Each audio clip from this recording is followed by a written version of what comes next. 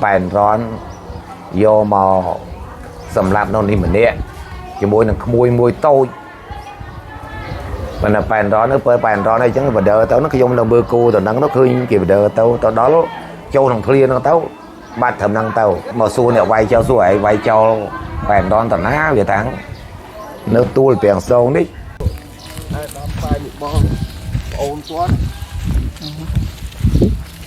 ôn là cái luôn ta ôn dưới bài rón chứ bà quạt máu vô lưng vô gì ở châu đâm thật năng à vì muốn một viên phải lại từ cái này ai cái đạn phải lại từ năng bạt tại vì ní cái lái kia bị khiên món năng thầm năng tàu chương cho nó hốt một bèn một nê cho tí rồi nó là bèn hàng chương nó muối à ខ្ញុំឃើញអ្នកស្រីប៉ែនរ៉នត្រូវខ្មែរក្រហមបណ្ដាទៅសម្លាប់នឹងហេតុការណ៍ផ្សេងៗនៅទីអារាមវត្តរាប់គោក្នុងសម័យខ្មែរក្រហម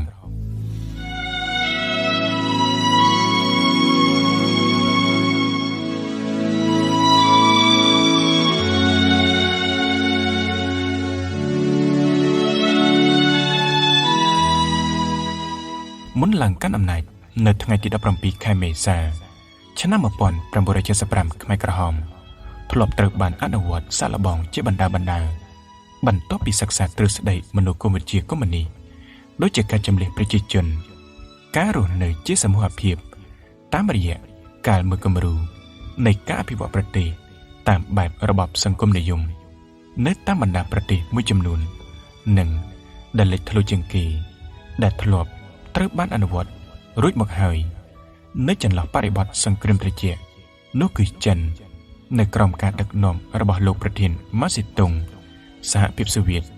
ក្រោមការដឹកនាំរបស់បរិះដៃថៃស្តាលីននិងអតីតសហព័ន្ធយូហ្គោស្លាវីគឺលោកទីទូជាដើមដែលសុទ្ធតែជាកំពូលមេដឹកនាំផ្ដាច់ការបំផុតក្នុងលោកប៉ុលពតក៏បានលើកឡើងនៅក្នុងបទសម្ភាសន៍ដែលថាប្រព័ន្ធនៃការដឹកនាំរបស់ខ្លួនគឺថាវាចម្រុះមិនបានយកការដឹកនាំប្រទេសណាមួយជាលក្ខណៈទេជាលទ្ធផលក្រោមការដឹកនាំនៃបណ្ដាមេដឹកនាំផ្ដាច់ការទាំងនោះឃើញថាមានតែការសើចចំអកចំពោះមនុស្សចំនួនក្រោយដែលខ្វះកាយវិការសរសើរប្រកបដោយទឹកមុខមានស្នាមញញឹមពីព្រោះថាជនទាំងឡាយដែលប្រឆាំងពួកគេនឹងត្រូវរស់យ៉ាងវេទនាបំផុតជាពិសេសអំពើនៃការកាប់សម្លាប់និងការធ្វើទរណកម្មនិងការហូបចុកមិនបានគ្រប់គ្រាន់ជាដើមដូចគ្នានេះដែរប្រទេសកម្ពុជានៅក្រោមការដឹកនាំរបស់ប៉ុលពតប្រមាណ74ឆ្នាំក៏បានសម្លាប់ប្រជាជនអស់74លាននាក់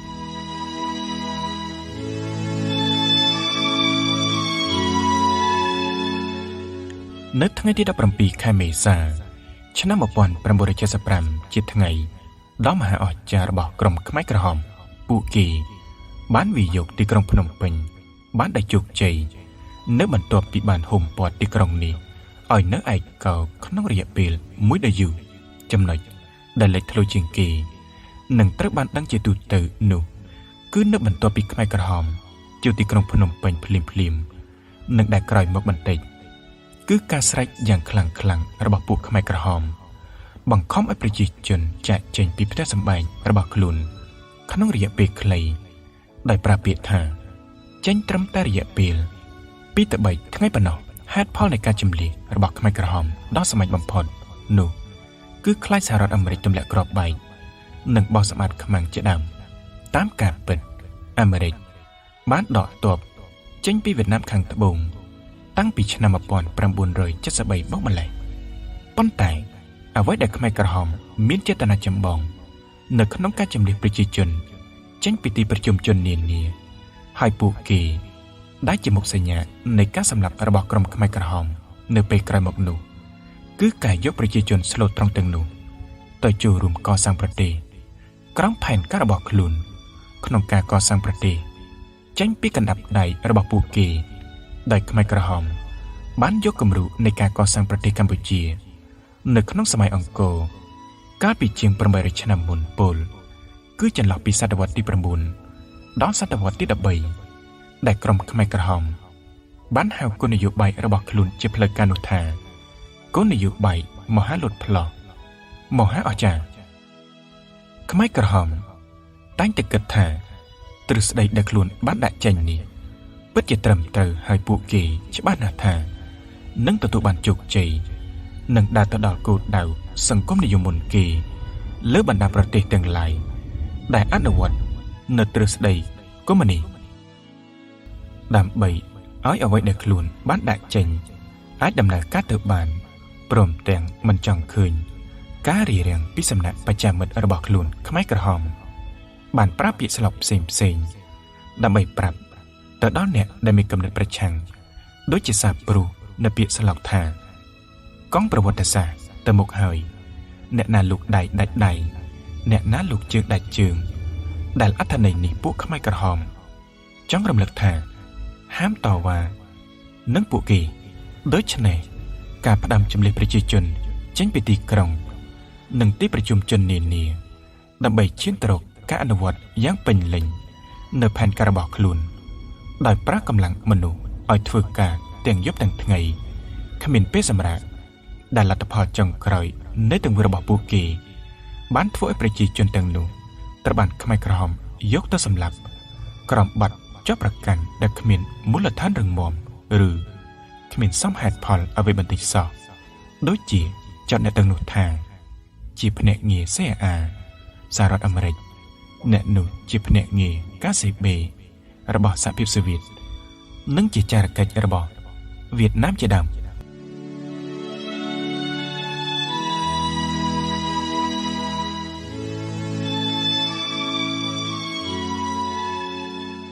ការជំលះបានកើតមានឡើងភ្លាមៗ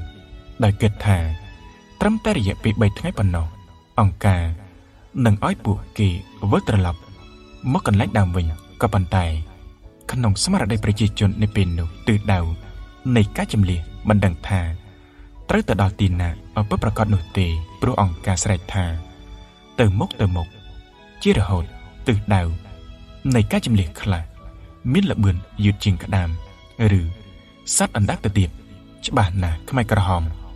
មានទិសដៅរួចជាស្រេចថាតើអ្នកទីក្រុងទាំងនោះត្រូវចតនៅទីណាហើយសម្រាប់នៅពេលណានិងត្រូវប្រើដោយវិធីណាហើយត្រូវជំនួសពាក្យនៃការសម្លាប់ដូចម្ដេចក្តីរំពឹងថានឹងអាចវិលត្រឡប់ក្រោយវិញ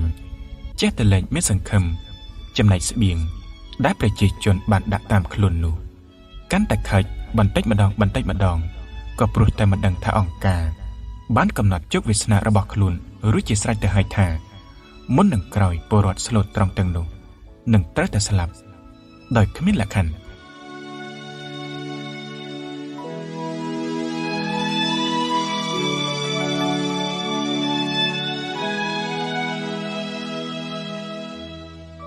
យ៉ាងណាការសម្លាប់មកលើអិសរាជជនល្បីៗពេលខ្លះត្រូវបានបំភ្លេចចោលឬពិបាកនៅក្នុងការចងក្រងអ្វីដែលបានកើតឡើងនៃដំណើរជីវិតរបស់អ្នកទាំងនោះទឹកចិត្តនៃការចងក្រងចំពោះចំណែកខ្លះឬចំពោះនរណាម្នាក់ពិតជាមានចំពោះអ្នកសិក្សាតូចតាចដូចជារូបខ្ញុំហើយក៏មិនខុសពីអ្នកដែលស្រឡាញ់លើវិស័យនេះដែរក៏ប៉ុន្តែការស្វែងយល់ពីសំណាក់ដើម្បីតបភ្ជាប់ទៅលើការសិក្សាស្រាវជ្រាវលើប្រធានបទដែលបានដាក់ចេញនោះពិតជាលំបាកនិងមិនអាចទៅរួចដូច្នេះសេចក្តីចងក្រងជាសង្ខេបនេះត្រឹមតែជាជ្រុងតូចមួយប៉ុណ្ណោះនៃរបបកំហើញរបស់អ្នកសិក្សាម្នាក់ហើយចំណុចខ្វះខាតនៅផ្នែកខ្លះគួរតែត្រូវចាក់បំពេញបន្ថែមសម្រាប់អ្នកស្រាវជ្រាវជំនាន់ក្រោយ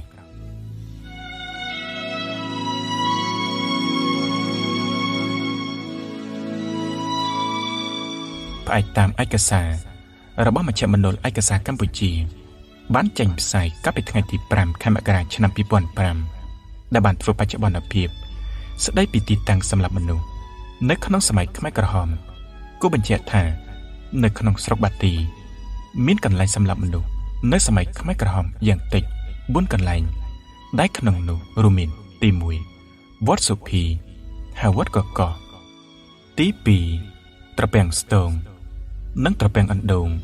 និងទី3ត្រពាំងច្រនាងនិងទី4វត្តទ្របកោ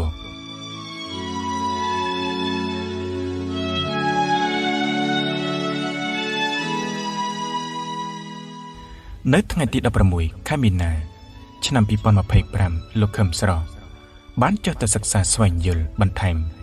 តាក់ទងទៅនឹងរឿងរ៉ាវដែលបានកើតមានឡើងនៅក្នុងរបបខ្មែរក្រហមនៃទីអារាមមួយកន្លែងស្ថិតនៅក្នុងមូលដ្ឋានភូមិសាស្ត្រខេត្តតាកែវនៅក្នុងការសិក្សាស្វែងយល់នេះមានរឿងរ៉ាវដែលគួរឲ្យកត់សម្គាល់ជាច្រើនដែលលោកចង់ចែករំលែកដល់ប្រិយមិត្តក៏ដូចជាអ្នកសិក្សាចំនួនក្រោយដើម្បីជ្រាបថាតើមានអ្វីកើតឡើងខ្លះនៅក្នុងបរិវេណទីអារាមឈ្មោះវត្តទ្របកោកាលពីអំឡុងនៃរបបខ្មែរក្រហមក្នុងស្នាដៃតូចមួយនេះលោកសូមលើកទឹកចិត្តដល់អ្នកសិក្សាចំនួនក្រោយដើម្បីបំពេញបន្ថែមនៅចំណុចខ្វះចន្លោះដែលមាននៅក្នុងការសិក្សានេះជាពិសេសប្រវត្តិសាវតានៃទីអារាមដ៏ចំណាស់មួយនេះ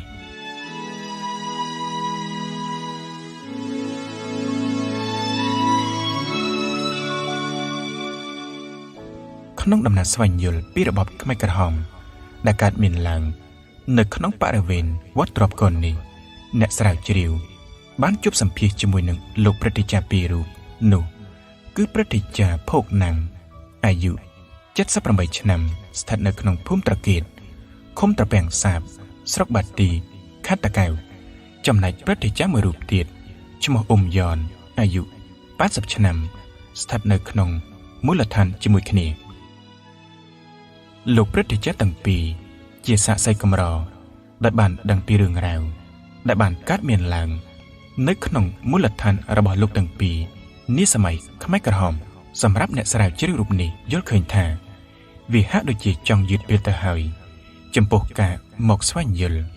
អំពីរឿងរ៉ាវដែលបានកើតឡើងនៅក្នុងមូលដ្ឋាននេះក៏ព្រោះតែ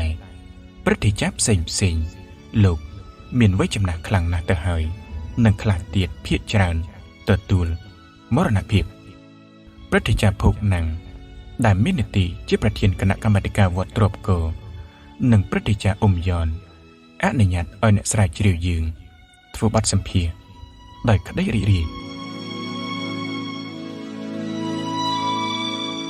កំពុងអង្គុយពីខាងត្បូងសាលាឆាន់និងពិសាបារីនោះខ្ញុំបានជម្រាបសួរព្រឹទ្ធាចារ្យភោគណាំងសង្កេតជាបឋមនៅពេលខ្ញុំចង់ដឹងពីប្រវត្តិរឿងរ៉ាវក្នុងរបបខ្មែរក្រហមនៅពេលសួរលោកព្រឹទ្ធាចារ្យថាចៅចង់ដឹងនិងចង់ជួបសម្ភាសន៍ជាមួយនឹងចាស់ព្រឹទ្ធាចារ្យដែលលោកចេះចាំនិងដឹងរឿងរ៉ាវនៅក្នុងមូលដ្ឋានវត្តនេះលោកតាបានឆ្លើយភ្លាមថាចៅបើឲ្យនិយាយអំពីប្រវត្តិសាវតានេះកន្លះថ្ងៃក៏មិនទាន់ចប់ផងយ៉ាងណាអ្វីដែលគួរឲ្យកត់សម្គាល់នោះលោកតាបានដឹងថានៅក្នុងរបប3ឆ្នាំ8ខែនិង20ថ្ងៃពួកខ្មែរក្រហមបានបំផ្លិចបំផ្លាញសំណង់អគារនានាដែលមាននៅក្នុងវត្តនេះស្ទើរតែទាំងអស់ខ្មែរក្រហមបានទុកតែព្រះវិហារមួយប៉ុណ្ណោះសម្រាប់ជាកន្លែងបម្រើឲ្យផលប្រយោជន៍របស់ពួកគេពោលគឺពុំមែនសម្រាប់គោរពបូជាក្នុងន័យសាសនាឡើយជាការកត់សម្គាល់មួយទៀតនៅក្នុងរបបខ្មែរក្រហមនៅពេលដែលទីអារាមនេះស្ថិតនៅក្រោមការគ្រប់គ្រងរបស់ពួកអាវខ្មៅទីនេះសុទ្ធតែគុំឫស្សីទាំងអស់ចំណែកដើមឈើទាលដែលមានច្រើននៅសប្តាហ៍ថ្ងៃនេះក្នុងចំណោមនោះពុំសូវមានទេផ្អែកតាមការលើកឡើងរបស់លោកតាខ្ញុំបានឃើញថាដើមឈើទាលទាំងនោះពិតជាដូច្នេះមែនក៏ព្រោះវានៅតូចចន្លោះអាយុប្រហែល15ទៅ30ឆ្នាំតែប៉ុណ្ណោះ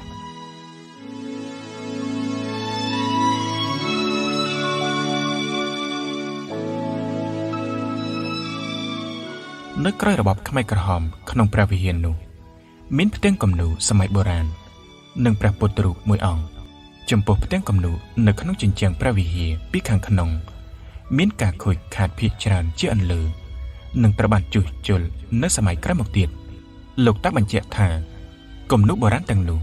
ត្រូវបានខ្មែរក្រហមយកកំបោរសទៅប៉ាតប្រឡាក់ពេញសឹងតែគ្រប់ផ្ទាំង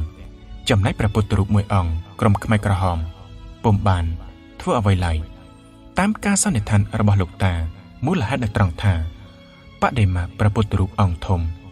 ប្រហែលជាខ្មែរក្រហមពុំសូវបានគិតគូរពីបដិមានេះប៉ុន្មានឡើយនៅក្នុងរបបខ្មែរក្រហមលោកតាព្រឹទ្ធាចារ្យភោគណាំងបានមានប្រសាសន៍ថាពួកគេបានឲ្យលោកតានៅខាងក្រមភៀវស្រែ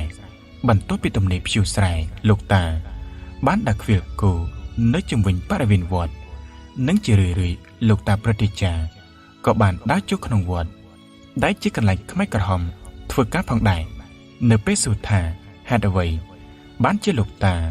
អាចដើរដូចជាមានសេរីភាពជាពិសេសនៅកន្លែងខ្មែរក្រហមធ្វើការលោកតាឆ្លើយថាខ្ញុំជាប្រជាជនចាស់និងស្គាល់អ្នកគាត់បញ្ជីចេញចូលអ្នកទោសដែលត្រូវមកសម្លាប់នៅទីនេះ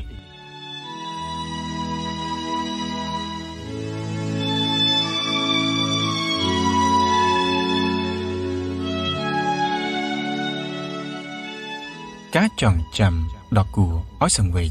និងដកក្នុងអារម្មណ៍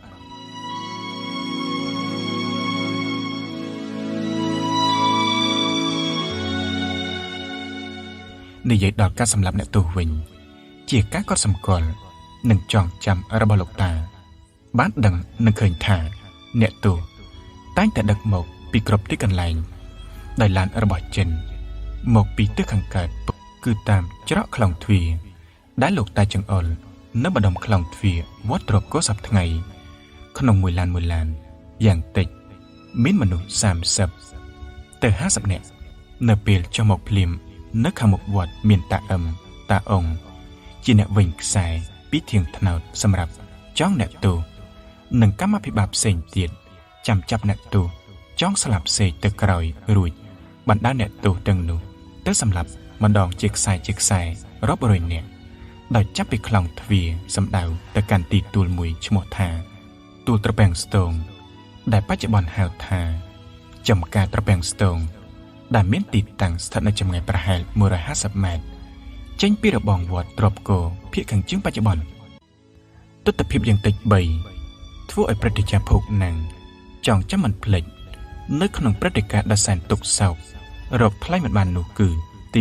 1សំលេងកុមារតូចយំត្រហឹងអឹងកងពេញវត្តទ្របគោដូចជាសត្វតាវ៉ាវយំនៅពេលថ្ងៃរៀបលិចយ៉ាងខ្លោចផ្សាបំផុតកុមារទាំងនោះពិតជាបានដឹងថាខ្លួននឹងបែកពីឪពុកម្ដាយរបស់ពួកគេជារៀងរហូតសំឡេងកុមារតូចស្រែកយំរកសេចក្តីសណ្ដោសពីក្រុមឃាតករជាមត្រជាទាំងនោះពិតជានឹកដកជាប់ក្នុងដួងចិត្តរបស់ព្រឹទ្ធាចារ្យភោគណាំងរត់មកទល់នឹងបច្ចុប្បន្ននឹងស្ថិតនៅក្នុងស្រមោលអន្ទោលតាមប្រាណយ៉ាងពិបាកបំផុតនៅពេលសួរថាចុះក្មេងៗទាំងនោះត្រូវពួកខ្មែរក្រហមធ្វើបែបណាលោកតាឆ្លើយថាកូនអើយជីកស្មៅគឺជីកទាំងរឹសណាកូនគ្រាន់តែមុនហើយនឹងក្រោយតែប៉ុណ្ណោះក៏ប៉ុន្តែលោកតាក៏បានបញ្ជាក់ថាពេលខ្លះខ្មែរក្រហមសម្រាប់ទាំងគ្រួសារជាមួយគ្នាតែម្ដងទស្សនភាពទី2គឺអ្នកទោសដែលត្រូវយកទៅសម្លាប់ទាំងនោះត្រូវអង្គការតម្រូវឲ្យដោះសម្លៀកបំពាក់និងទ្រព្យសម្បត្តិដែលជាប់នឹងខ្លួនពួកគេពល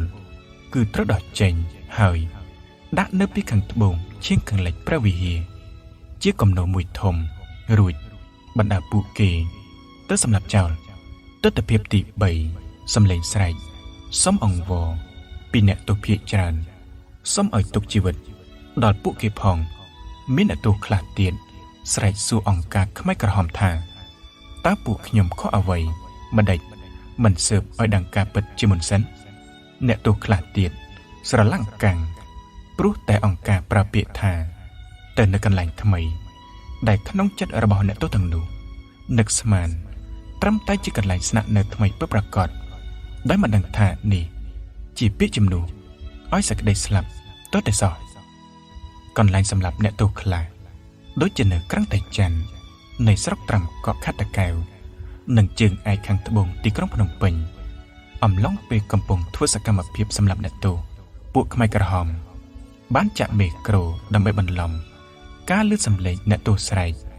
ដើម្បីជៀសវាងបង្កការភ្ញាក់ផ្អើលដល់អ្នកទោសផ្សេងទៀតក៏ប៉ុន្តែនៅទីតាំងសម្រាប់អ្នកទោស នៅខាងជើងវត្តទ្របគោគឺទីទួលត្រពាំងស្ទងវិញព្រឹទ្ធាចារ្យរូបនេះបញ្ជាក់ដោយប្រើកាយវិការនិងសម្លេងខ្លាំងៗថាអ្នកទោសស្រែកអូយអូយពេញព្រៃនៃទីទួលត្រពាំងស្ទងនោះ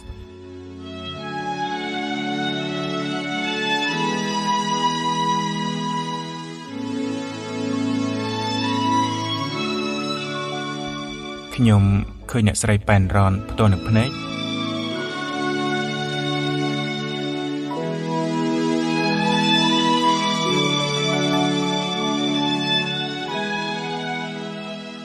ថ្ងៃមួយអំឡុងពេលនៃរបបខ្មែរក្រហមនឹងដូចសពមួយដងពោល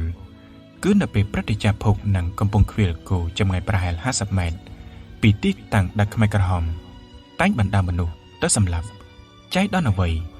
ពេលពួកខ្មែរក្រហមកំពុងបណ្ដាលអ្នកទោសគាត់ក៏ក្រឡេកទៅឃើញអ្នកទោសដែលជាជួរវែងអន្លាយក្នុងនោះក៏មានលោកស្រីប៉ែនរ៉នម្នាក់ផងដែរដែលពេលនោះលោកស្រីមានទឹកមុខយ៉ាងស្រងូតស្រងាត់ជាទីបំផុតអ្វីដែលជាការកត់សម្គាល់មួយទៀតគឺអ្នកស្រីប៉ែនរ៉នបានកាន់ដៃក្មេងស្រីម្នាក់ដែលលោកតាសន្និដ្ឋានថាប្រហែលជាកូនរបស់អ្នកស្រីមិនខានលោកតាក៏ចាត់ឆ្ងល់ថាហេតុអ្វីបានជាតារាចម្រៀងសោះក៏ត្រូវពួកខ្មែរក្រហមមិនលើកលែងដែរនោះក៏ប៉ុន្តែចម្ងល់នេះមិនសូវជាខ្លាំងប៉ុន្មានទេព្រោះលោកតាព្រឹទ្ធាចារ្យបានដឹងទៅហើយថាអ្នកដែលខ្មែរក្រហមកំណត់អត្តសញ្ញាណរួចហើយ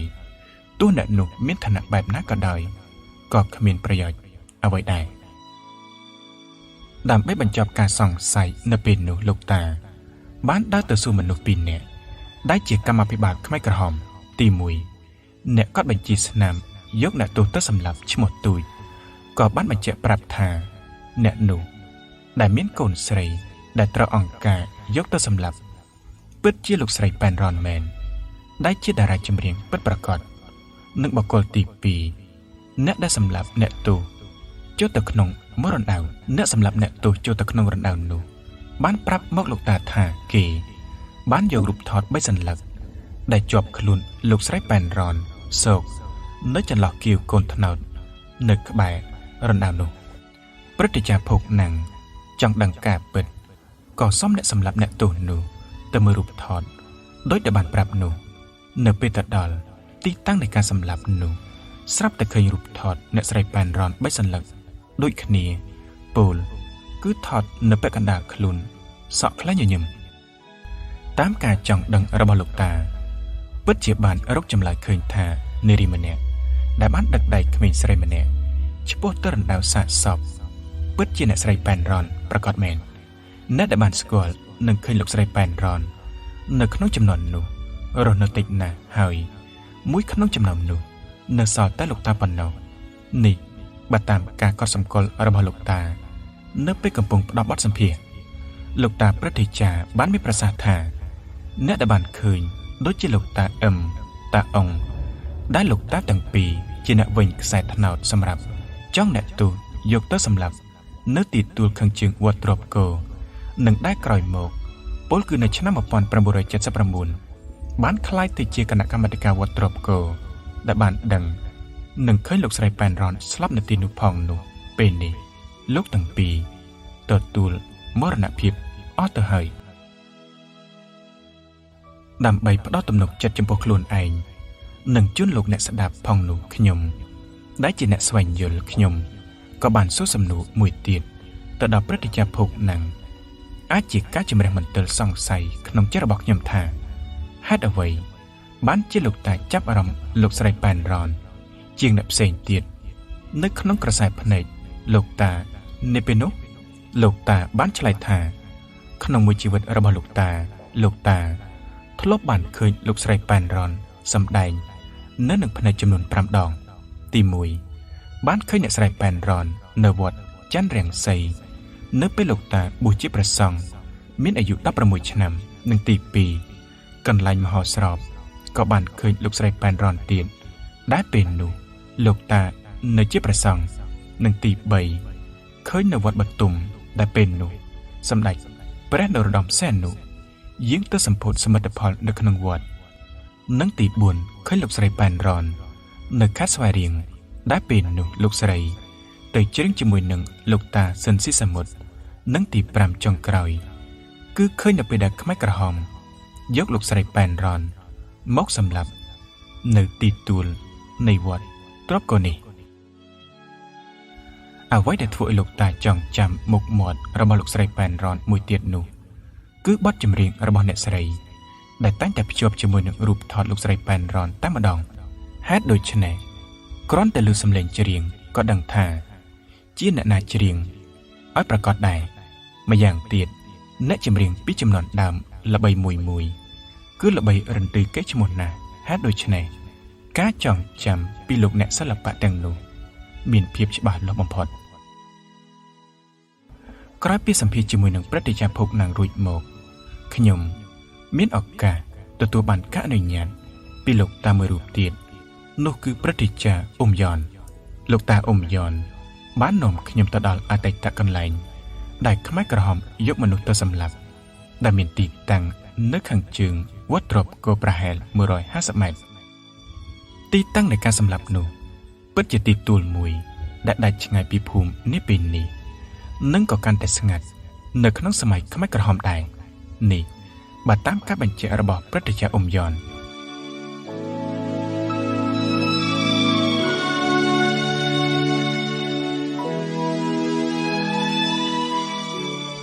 លោកតាអ៊ុំយ៉នមានប្រសាសន៍ថានៅក្រោយរបបខ្មែរក្រហមបានបរាជ័យនៅថ្ងៃទី7មករា1979អ្នកភូមិនិងអ្នកចម្ងាយ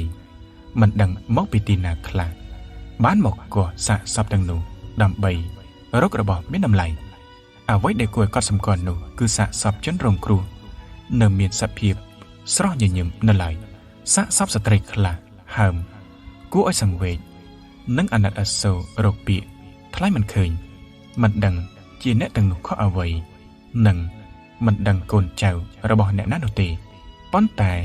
បើទោះបីជាលោកតាពោលបែបនេះក្តីលោកតាក៏បានបាត់បង់សាច់ញាតិនិងបងប្អូនអស់ជាច្រើនអ្នក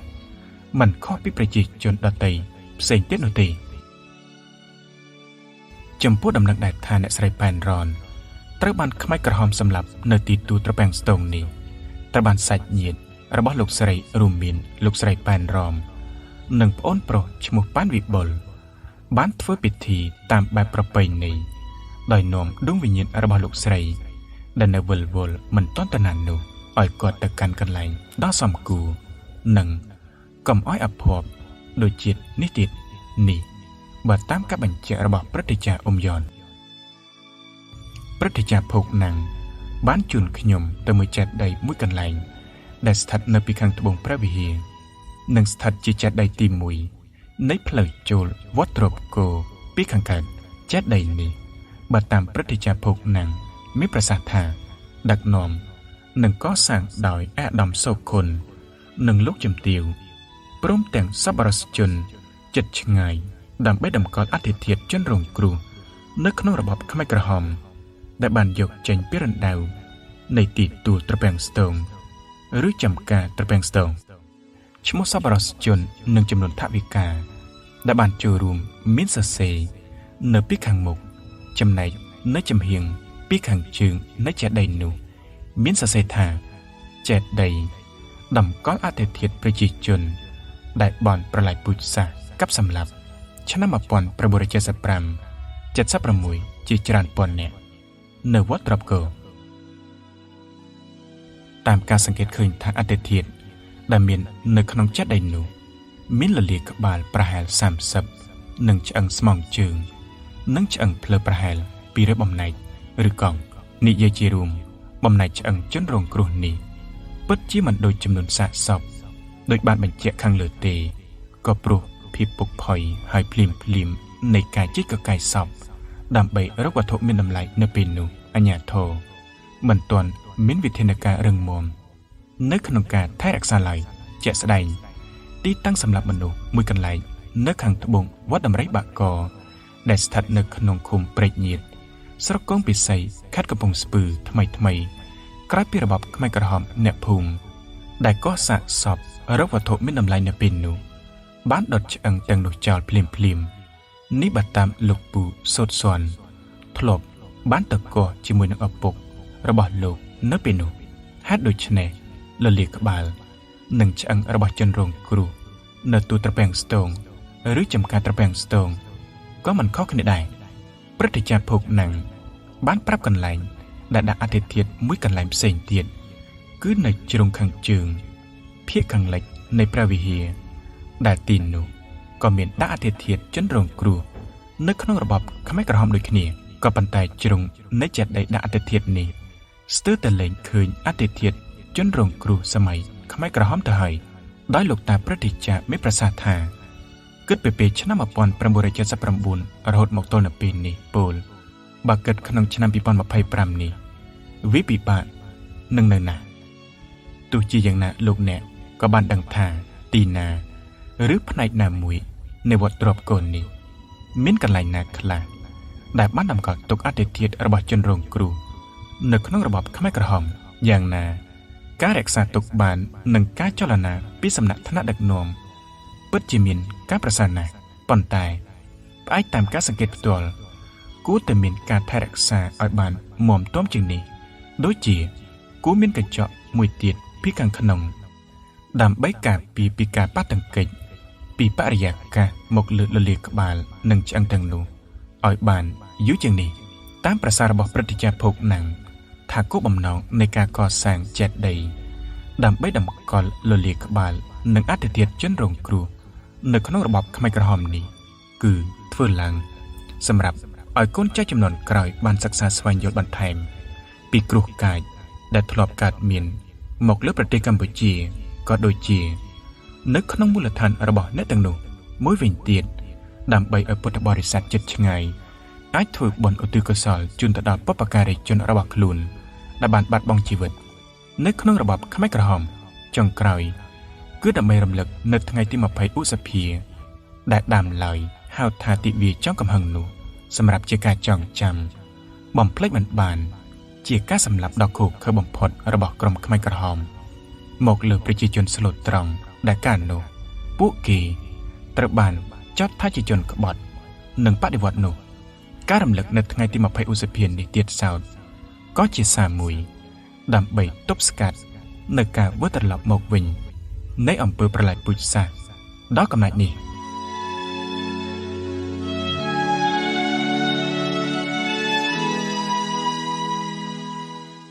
ការចងក្រងប្រវត្តិសាស្ត្